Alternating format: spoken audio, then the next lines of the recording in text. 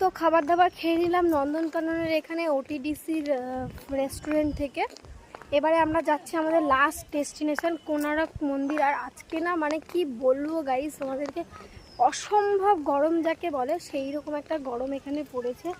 আর আমার তো মানে হিল জুতো পরে পায়ে ফুসকা টুসকা পরে পুরো অবস্থা ভীষণই খারাপ, হাঁটতে পারছি না, অনেক কষ্ট করে জুতো হাতে নিয়েই অর্ধেকটা রাস্তা আমি মানে পুরো পার করেছি। লাস্ট ডেস্টিনেশন কোনার্ক মন্দির, আমরা গুটি গুটি পায়ে যাচ্ছি।